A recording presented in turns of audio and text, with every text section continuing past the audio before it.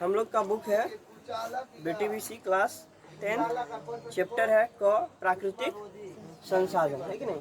तो प्राकृतिक संसाधन में हम लोग पढ़ने वाले हैं मुख्य रूप से मृदा के बारे में, यानी कि मिट्टी के बारे में। अगर मिट्टी को हम लोग देखें तो इसकी परिभाषा दे सकते हैं, पृथ्वी के ऊपर पतली असंगठित परत, पृथ्वी के ऊपर पतली असंगठित परत जिसे आप लोग ह्यूमस भी कहते हो, है कि नहीं।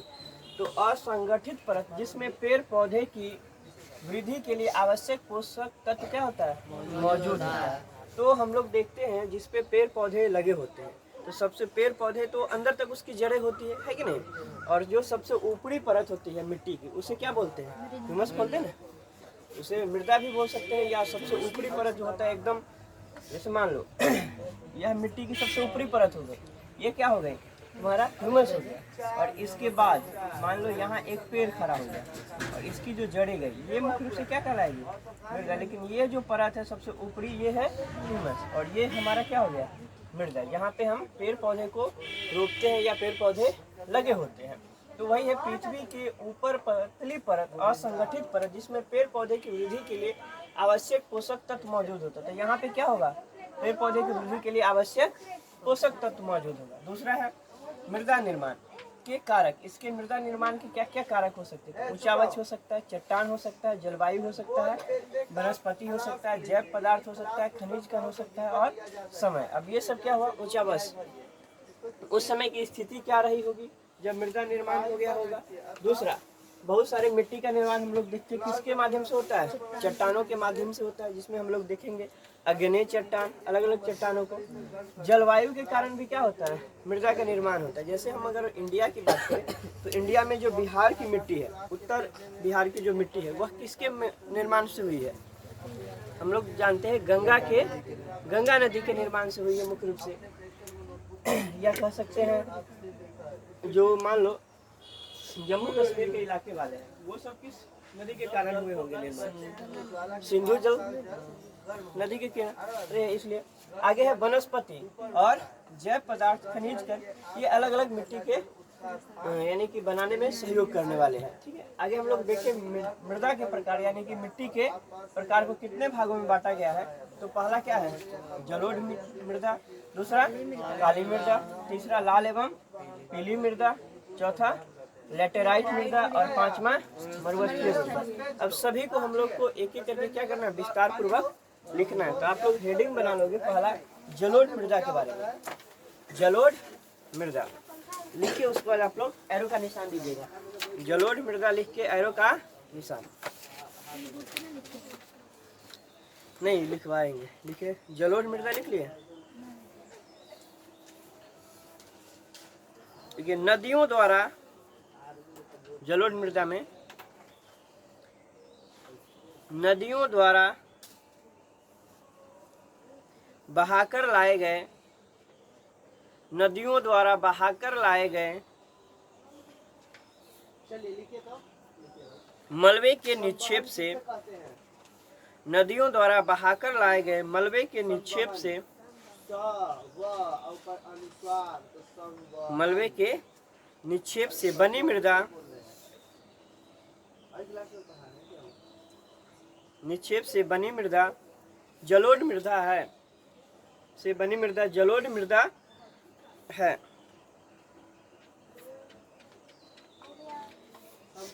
इसमें प्रमुख फसलें, इसमें प्रमुख फसलें, जब हम पानी को गर्म करते हैं, इसमें प्रमुख फसलें पानी गर्म होकर ऊपर गन्ना, और उसकी जो ऊपर पानी होता है उसकी जगह ठंडा पानी, चावल, और ये ठंडा पानी, इसमें प्रमुख फसलें और ये प्रक्रिया गन्ना, चलती रहती है, चावल, पूरा पानी गर्म, गेहूं इत्यादि है। और यह पानी का गर्म होना ही क्या कहलाता है। जलोढ़ मृदा के बारे में हमने क्या बताया, यह गंगा के उत्तरी भाग में पाए जाने वाले मृदा है। मतलब इसका निर्माण क्या हुआ है, गंगा के सहायक नदियों और गंगा के नदियों के द्वारा लाए गए निक्षेपों के माध्यम से हुआ है। और इसमें हम लोग आते हैं, जैसे मुजफ्फरपुर का टोटल इलाका आएगा, ठीक है, दरभंगा हो गया, सीतामढ़ी हो गया, इस तरीके से जो भी हमारे यहाँ जिला है, ठीक है। ये सभी क्या है, उत्तरी गंगा का मैदान है। यानी हम अगर बात करें बिहार की, तो बिहार को अगर हम बीचों बीच से गंगा नदी क्या करती है, 2 बराबर भागों में बांटने का काम करती है। जो बिहार का सबसे उत्तरी भाग है या उत्तरी मैदान कह लीजिए, ठीक है, वे सभी किससे बने हुए हैं, जलोढ़ मृदा से बने हुए हैं। ठीक है, दूसरा लिखो काली मृदा। दूसरा काली मृदा, ऊपर की ओर इस प्रकार दूसरा है गर्म हो जाती काली और यह मृदा। प्रक्रिया चलती रहती है। इस मिट्टी का निर्माण, एक हाथ को ज्वाला इस मिट्टी का दूसरे हाथ को ज्वाला निर्माण, पार्श्व में रखते। क्या आपके दोनों हाथ समान हैं? इस मिट्टी का निर्माण दक्कन पठारी प्रदेश में, इस मिट्टी का निर्माण दक्कन पठारी प्रदेश में,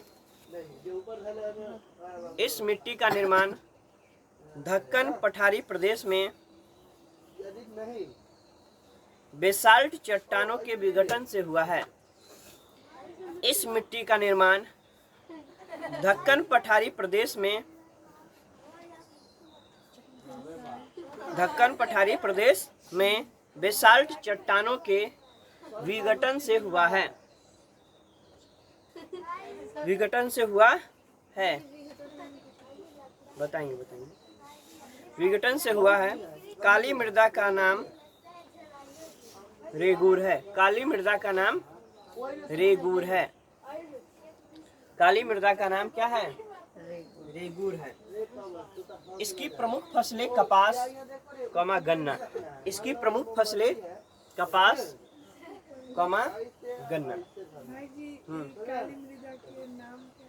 रेगूर है।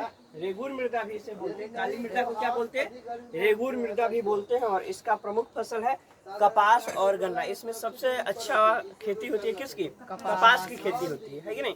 कपास की खेती, आप लोग कपास का खेती देखे हो, कपास में क्या समझते हो, मकई। कपास में होता है जैसे रुई की खेती होती है ना, ठीक है, उससे जैसे धागा बनता है ना, उसी प्रकार की कपास की खेती होती है। उसका बड़ा पौधा नहीं होता। मान लीजिए ना,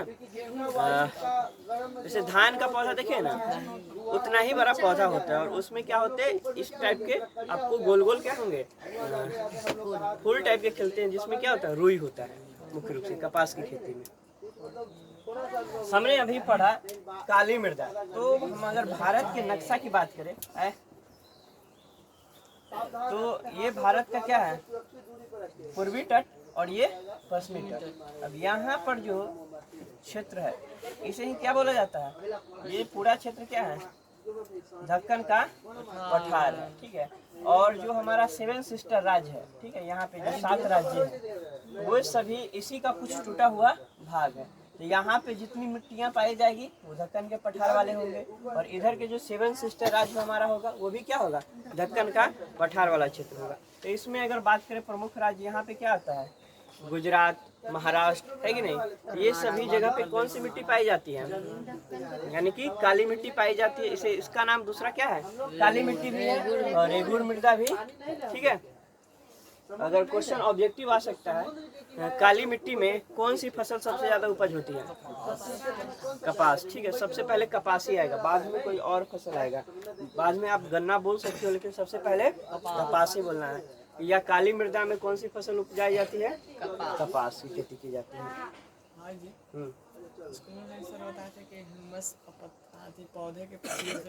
देखो ह्यूमस क्या है, हमने क्या बताया, ह्यूमस है जो हमारा पेड़ है या सबसे पहले ऊपरी परत होती है, तो वो बहुत ही कम होती है मात्रा में। यानी जैसे मान लो ह्यूमस हुआ, जैसे हवाएं चली, हवाएं चलने से जो गर्दाएं एक जगह से दूसरी जगह जाके विस्थापित हो जाती है, या पत्ता जो भी हो, जो सर गल के सबसे ऊपरी परत छा जाता है, उसे ही ह्यूमस बोलते हैं। आगे काली मृदा हो गया। तीसरा है लाल एवं पीली मृदा। और किसी को डाउट कुछ पूछना है? विघटन मीन्स होता है टूटना। ठीक है, यानी दक्कन का, ये सब दक्कन का पठार था, यानी बहुत मजबूत था।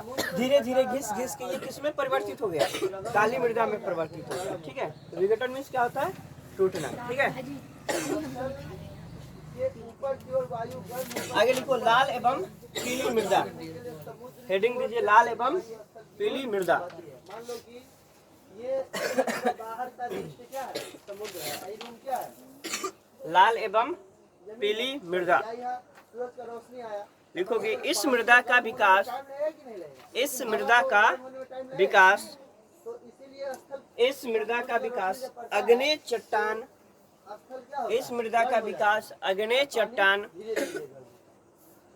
तो या ये तथा कम वर्षा वाले क्षेत्रों में होता है। गर्म हो जाता है। इस मृदा का विकास अग्नेय चट्टान तथा कम वर्षा वाले क्षेत्रों में होता है। क्या करता है? उसका जगह लेने के लिए इस मृदा का विकास अग्नेय चट्टान तथा कम वर्षा वाले क्षेत्रों में होता है। तो गर्म होता है, ऊपर की ओर उठता है, तो इस समुद्र में से ठंडा ठंडा शीतलन या ठंडा चीज, ठंडा हवा। यानी लाल एवं पीली मृदा का विकास किसके माध्यम से हुआ है? अग्नेय चट्टानों को घिस कर, यानी कि वह बहुत ही बारीकी से हो गया है और बहाव, नदियों के बहाव के कारण, हवाओं के रुख के कारण एक जगह से दूसरी जगह विस्थापित होती गई धीरे धीरे। इसमें बहुत सारा समय लग गया, मतलब 100 वर्ष लग सकते हैं एक चट्टान को, या हजारों वर्ष लग सकते हैं मृदा में परिवर्तित होने में, है कि नहीं? जैसे हम लोग अरावली पर्वत के बारे में जानते हैं। अरावली पर्वत क्या हुआ? धीरे धीरे घिस के वो क्या हुआ, एक तरीके से अब खत्म ही हो गया है। तो ऐसा आया था एक बार न्यूज, अरावली पर्वत क्या हो गया, गायब हो गया। भाई गायब नहीं हुआ, वो क्या हुआ, उसका इरोजन हुआ है। वह इतनी बारीकी से टूटकर सभी जगह बिखर गए और उसका निर्माण किस में हो गया होगा, बताओ? मिट्टी में हो गया। क्योंकि जितने भी पहाड़ होते हैं वह बाद में चलते धीरे धीरे क्या होता है, उसमें इरोजन आना स्टार्ट हो जाता है। इरोजन का मतलब होता है वह टूटना स्टार्ट हो जाता है। हो सकता है वह नदियों के माध्यम से टूटे, हवाओं के माध्यम से टूटे, सबसे ज्यादा वह नदियों के माध्यम से टूटते हैं। हम लोग जो गंगा नदी में बालू देखते हैं, वह बालू कहाँ से आता है? पहाड़ का ही ना टुकड़ा है, छोटा छोटा एकदम। क्योंकि नदी क्या करती है, उस पर से बहती है और नदी के बहने के धार से वह क्या होता है, टूटना यानी इरोजन होना स्टार्ट हो। जैसे आप लोग रबर से किसी चीज को मिटाते हैं तो रबर क्या होता है, धीरे धीरे घिसना स्टार्ट हो जाता है। तो उसी प्रकार से जब नदियाँ पहाड़ों से बहती है तो वह पहाड़ क्या होता है, धीरे धीरे इरोजन होना स्टार्ट हो जाता है, यानी घिसना स्टार्ट हो जाता है। और उसकी बारीकी टुकड़े को हम लोग क्या बोलते हैं, बालू बोलते हैं, जो कि हम लोग गंगा नदी से निकालते हैं। तो सिंपल सी बात है, जो आप लोग बालू देखते हो गंगा नदी में, वह क्या है, पहाड़ का टुकड़ा है और कुछ नहीं है कि नहीं? तो हम लोग यहाँ पे देखने वाले हैं लाल एवं पीली मृदा। तो लाल एवं पीली मृदा किसके टुकड़े हैं? अग्नेय चट्टानों के टुकड़े हैं, ठीक है। आगे लिखेंगे लेटेराइट मृदा। पूरा करने के लिए चौथा है लेटेराइट मृदा के बारे में। समुद्र की ओर से आने वाली वायु को समुद्र समीर कहते हैं। समुद्र समीर मतलब हवा, समुद्र से आने वाली हवा को वो रेगिस्तानी बालू। समुद्र देखो बालू जितना अच्छा माना जाता है, जैसे मान लो कोई बालू है, बहुत धारदार बालू है, बहुत सारा बालू लोगे ना तो एकदम रहेगा जैसे हाथ कट गया। तो जितने धारदार बालू होंगे उतने अच्छे बालू माने जाएंगे, ठंडा होता है। ठीक है। अब जैसे मान लो रेत वगैरह देखते हैं तो क्या उसमें ज्यादा रहता है, बहुत उसमें से चमकाहट रहती है और ज्यादा खुरखुरा नहीं रहता। जितना ज्यादा खुरखुरा रहेगा बालू वो उतनी अच्छी बालू मानी जाएगी, क्योंकि क्या होगा, उसमें सीमेंट की पकड़ मजबूत होगी। गर्म हो जाता है और स्थल ठंडा होता है। लेटेराइट मृदा लिखे, रात में क्या होगा? ठीक है। इस मृदा का विकास, पहले दिन में क्या था कि समुद्र से इस मृदा का विकास स्थल की ओर बह रही थी, और रात में क्या होगा, स्थल से ठंडी हवा समुद्र की ओर। इस मृदा का विकास उच्च तापमान एवं, बहुत मजा उठा लेता है। इस मृदा का विकास उच्च तापमान एवं, इस मृदा का विकास उच्च तापमान एवं, इस मृदा का विकास उच्च तापमान एवं यह फल समीर कहलाता है। अत्यधिक वर्षा वाले क्षेत्रों में हुआ क्या बोलते हैं? है। इस मृदा का विकास जमीन से बहने वाली हवा को उच्च तापमान एवं घटना को दर्शाता है। अत्यधिक वर्षा वाले क्षेत्रों में हुआ है, समुद्र समीर एवं हुआ फल समीर है। को प्रमुख फसलें, प्रमुख समीर और फसलें, समीर को स्पष्ट करें। प्रमुख फसलें में आएगा काजू, नहीं और भी है काजू। काजू सबसे ज्यादा कहाँ पे होता है बताओ? हाँ लेटेराइट मृदा में, लेकिन जगह का नाम, राज्य का नाम केरल हो जाएगा। क्या हो जाएगा? केरल। केरल केरल कोस्ट में केरल। काजू कहाँ होता है सबसे ज्यादा? केरल। कोस्ट में हम लोग लिख लेंगे केरल। उसके बाद कॉमा चाय,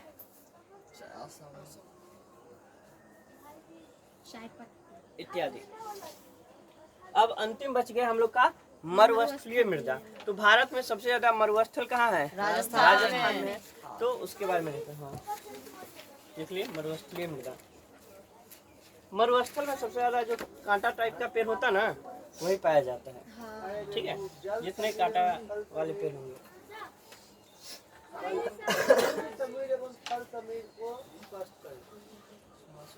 देखिए, इस मृदा का विकास, मरुस्थलीय मृदा में इस मृदा का विकास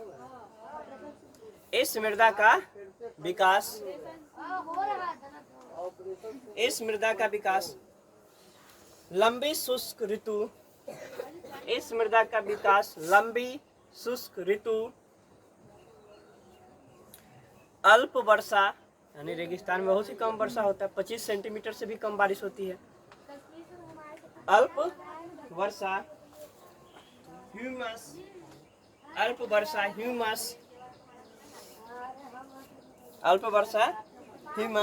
देखिए, अल्प वर्षा ह्यूमस बलुई मिट्टी वाले क्षेत्र में होता है। ह्यूमस बलुई मिट्टी वाले क्षेत्र में होता है। ह्यूमस बलुई मिट्टी वाले क्षेत्र में होता है। बलुई मिट्टी वाले क्षेत्र में होता है। इसका विस्तार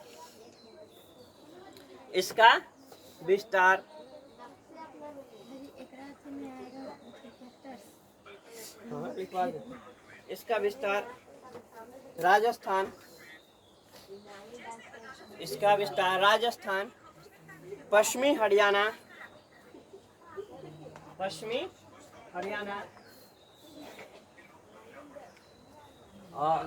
उत्तरी गुजरात, ये तीनों सटे हुए राज्य है कि नहीं? अगर देख लिए, राजस्थान, पश्चिमी हरियाणा, उत्तरी गुजरात। अब आगे क्या है मृदा के बाद आप लोग का टॉपिक? इसका वितरण है पढ़ना, सब के बारे में पढ़ना है। इसके बाद है आपका भूमि उपयोग ना,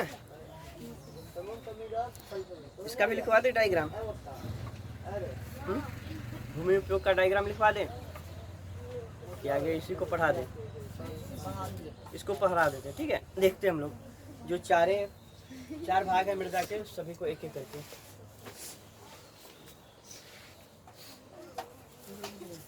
चलो, हम लोग का चैप्टर है प्राकृतिक संसाधन, है कि नहीं?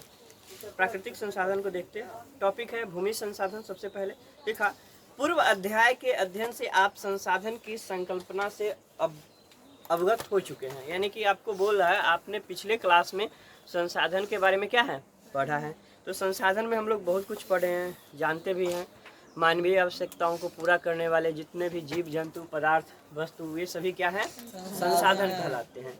ठीक है, वही बोला है जो आप अवगत होंगे।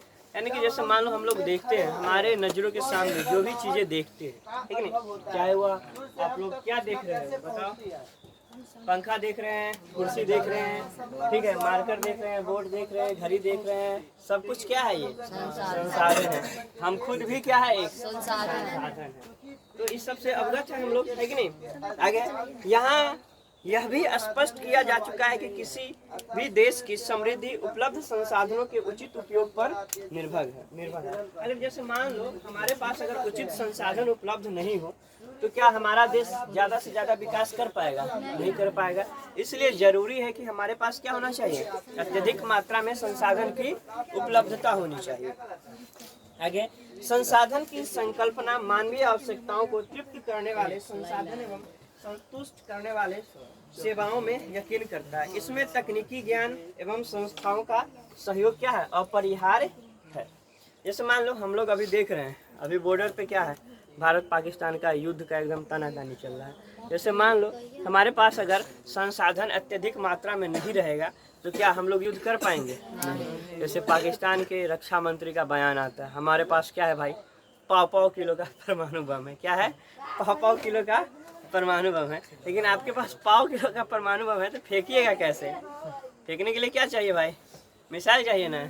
लेकिन उसको समझ में नहीं आता है, निठल्लू है पाकिस्तान वाला सब। क्या करेगा? आगे देखो, आगे है, हम भूमि का हम भूमि पर निवास करते हैं, हमारा आर्थिक क्रियाकलाप इसी पर क्या है, संपादित है। हम लोग कहाँ रहते हैं भाई, भूमि पे ही रहते हैं, पृथ्वी पे ही रहते हैं, मृदा पे ही रहते हैं।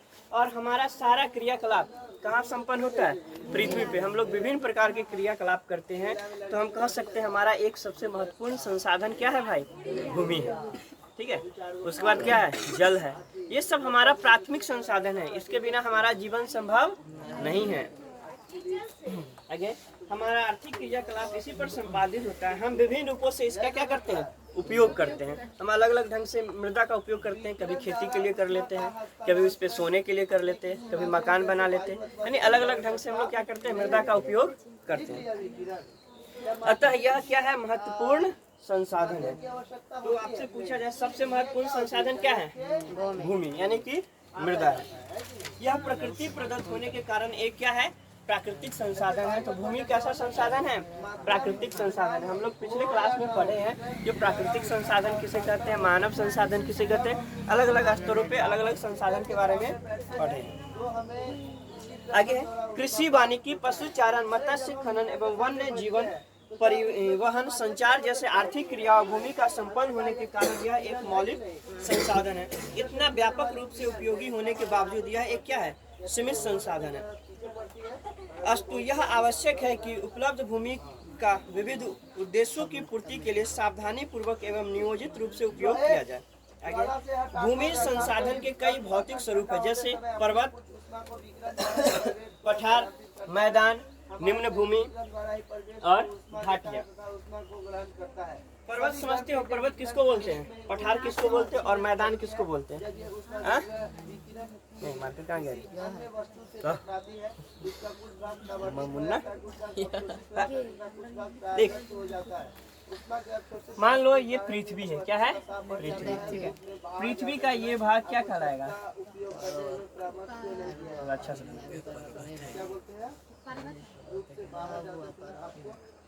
इस तरीके से निकला रहता ना पर्वत, ठीक है, एकदम त्रिशूल टाइप का। ठीक है, अजीब ढंग से ये क्या हो गया हमारा पर्वत, अलग अलग ढंग से छोटी इस तरीके से रहती है, ठीक है, यानी एकदम कौन कौन निकला होगा पर्वत में। उसके बाद क्या है इसमें दिया हुआ, पर्वत के बाद पठार। पठार क्या होगा, जैसे मान लो एक ऐसा भाग ये पर्वत हो गया, ये क्या हो गया, पठार हो गया इसका सबसे। उसके बाद है मैदान। मैदान क्या होगा, नीचे वाला क्षेत्र जो सपाट होगा उसे क्या बोलेंगे, मैदान। यानी एक भाग पर्वत हो गया जो सबसे कोन की तरह निकला हुआ, लेकिन सबसे ऊंचाई पे ही और समतल के रूप में हो, मैदान के रूप में, उसे क्या बोलते हैं, पठार। और जो एकदम सबसे नीचे आके समतल हो उसे क्या बोलते हैं, मैदान। तो हम लोग जिस पे रहते हैं या घर उर बनाते हैं वो कौन सा भाग है, मैदान। ठीक है, और मैदान से जो सबसे ऊंचा दिखेगा वो क्या होगा, पठार। वो भी समतल दिखेगा लेकिन बहुत ज्यादा नहीं दिखेगा। और जो सबसे निकला हुआ भाग होगा कोन की तरह इस तरीके से, उसे क्या बोलेंगे, पर्वत बोलेंगे। ठीक है, तो पर्वत, मैदान, पठार में अंतर समझ में आया। आगे है और घाटी क्या होता है, बताए थे हम, घाटियाँ क्या होती हैं, दो पर्वतों के बीच जो क्षेत्र होता है उसे क्या बोलते हैं, घाटी बोलते हैं। जैसे आप लोग नाम सुने जम्मू कश्मीर की घाटियाँ, तो वो क्या है, दो पर्वतों के बीच का जो क्षेत्र होता है उसे घाटी बोलते हैं। घाटी में लोग क्या करते हैं, बसते भी हैं और रहते भी हैं। आगे, ये विविध स्वरूप जलवायु से भी प्रभावित होते हैं। भारत भूमि संसाधन में संपन्न है। यहाँ कुल उपलब्ध भूमि के लगभग 43% भाग क्या है, मैदान है। टोटल भूमि का कितना प्रतिशत भाग मैदान है, 43। टोटल भूमि का कितना परसेंट भाग मैदान है, 43% भाग मैदान है, जो कृषि एवं उद्योग विकास के लिए उपयोगी है। और 30% भाग क्या है, पर्वतीय। यहाँ में दो डाटा याद करेंगे, मैदान कितना परसेंट है, 43। मैदान कितना परसेंट, 43। ठीक है, और भूमि उद्योग के लिए, कृषि उद्योग के लिए कितना परसेंट है, यानी 43 में ही आएगा। ठीक है, और बात कर ले पर्वतीय क्षेत्र कितना है, 30।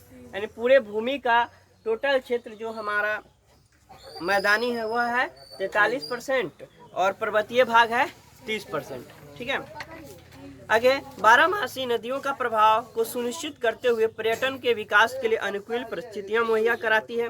यह परिस्थितिकी संतुलन के लिए भी क्या है, महत्वपूर्ण है। देश का 27% भूभाग क्या है, पठार के रूप में विस्तृत है, जहां खनिज, जीवाश्म ईंधन एवं वन संपदा के कोष संचित है। आज इतना ही रहने देते हैं। अगले क्लास में हम लोग मृदा निर्माण के बारे में पढ़ेंगे, है कि नहीं। और जो इसको 4 भाग को हम लिखवाए हैं बोर्ड पे अभी उस सबको फिर से समझा दिया जाएगा अगली क्लास में।